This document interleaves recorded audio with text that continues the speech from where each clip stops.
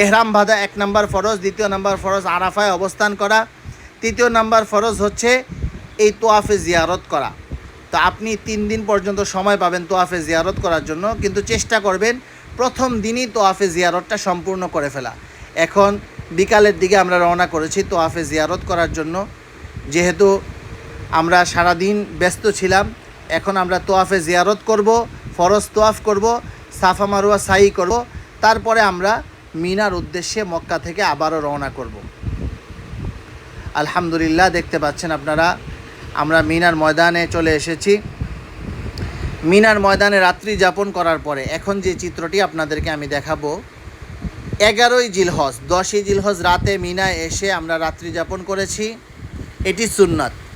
এবং 11ই জিলহজ দ্বিপ্রহরের পরে সূর্য হেলে যাওয়ার পরেই মিনার ময়দানে পাথর নিক্ষেপের সময় শুরু হয়। আমরা এর আগের দিন সকালবেলা পাথর নিক্ষেপ করেছিলাম, সেদিন ছিল সেটি উত্তম সময় 10ই জিলহজ। আর আজকে হচ্ছে 11ই জিলহজ, এই দিন হচ্ছে জোহরের ওয়াক্ত হওয়ার পরেই আপনি পাথর নিক্ষেপ করবেন। আমরা এখন ছোট জামারায় পাথর নিক্ষেপ করব। আমাদের সামনে যে পিলারটি দেখতে পাচ্ছেন এটি হচ্ছে ছোট জামারা। এখন জোহরের ওয়াক্ত হয়ে গেছে, সূর্য হেলে গিয়েছে, তারপরে আমরা এসেছি পাথর নিক্ষেপের জন্য। এই দিন প্রত্যেক শয়তানকে প্রত্যেক জামারায় 60 করে পাথর নিক্ষেপ করতে হবে। আমরা এখন ছোট জামারায় 60টি পাথর নিক্ষেপ করব। এক্ষেত্রে আপনারা খেয়াল করবেন, হুড়াহুড়ি করবেন না। আপনার পাথরটি যেন অবশ্যই এই জামারার যে পিলার রয়েছে, স্তম্ভ রয়েছে, এখানে যেন আপনার পাথরটি লাগে এবং পাথরটি যেন বাহিরে না পড়ে, ভিতরে পড়ে। দেখতে পাচ্ছেন, আপনি একটু সামনে আসলে এরকম খোলা জায়গা পাবেন, ভিড়ের মধ্যে না গিয়ে এরকম খোলা জায়গায় এসে পাথর নিক্ষেপ করবেন। আমরা এখন দ্বিতীয় জামারার দিকে অগ্রসর হচ্ছি, মেজো জামারা, মেজো শয়তান। এই মেজো জামারায় গিয়ে আবার আমরা 60টি পাথর নিক্ষেপ করব। এটি হচ্ছে মেজো জামারা, মেজো শয়তান। এখানেও শুরুর দিকে ভিড় থাকবে, আপনারা শুরুর দিকে না গিয়ে একটু সামনে গিয়ে আপনারা ডান দিকে চেপে যাবেন, তাহলে দেখবেন সুন্দর ভিড় ছাড়া সুন্দরভাবে আপনি আপনার পাথরগুলো নিক্ষেপ করতেছেন। পাথর নিক্ষেপের সময় পড়বেন বিসমিল্লাহি আল্লাহু আকবার, বিসমিল্লাহি আল্লাহু আকবার। এক একটি পাথর হাতের মধ্যে নেবেন এবং নিক্ষেপ করবেন বিসমিল্লাহি আল্লাহু আকবার।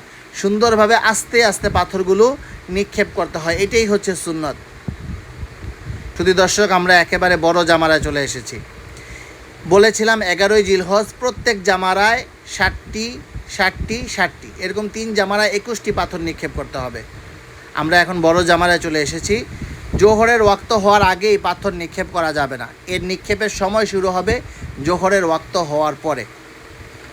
তো এই জন্য আপনারা এর আগে কেউ পাথর মারবেন না। জোহরের ওয়াক্ত হওয়ার পরে আপনারা আস্তে আস্তে চলে আসবেন তাঁবু থেকে, এসে এভাবে প্রত্যেক জামারায় পাথর নিক্ষেপ করবেন।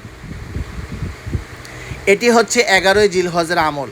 আর মিনার ময়দানে যখন তাঁবুর মধ্যে অবস্থান করবেন, মোয়াল্লেম, সৌদি মোয়াল্লেমগণ আপনাদেরকে খাবার পরিবেশন করবে, সেই খাবার খেয়ে আপনারা তাঁবুতে অবস্থান করবেন।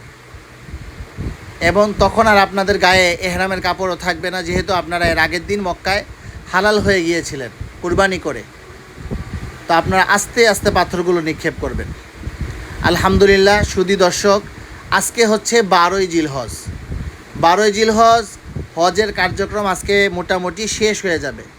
আজকে হচ্ছে হাজি সাহেবরা জোহরের ওয়াক্ত হওয়ার পরে দলে দলে জামারার দিকে রওনা করেছেন।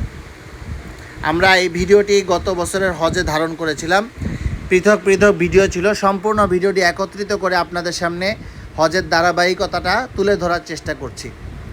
দেখতে পাচ্ছেন, আমরা মিনার ময়দানের যে শেড রয়েছে সেই শেডের নিচে আসি, জামারার দিকে যাওয়ার জন্য অপেক্ষা করছি। জোহরের ওয়াক্ত হলেই আমরা জামারার দিকে রওনা করব। এবং আজকে হচ্ছে আমরা ছোট শয়তানকে 60টি, মেজো শয়তানকে 60টি, বড় শয়তানকে 60টি, এইভাবে 21টি পাথর নিক্ষেপ করে আজকে আমরা সবাই মক্কায় চলে যাব। আমরা মক্কায় চলে যাব। আমাদের হজের কার্যক্রম আলহামদুলিল্লাহ শেষ।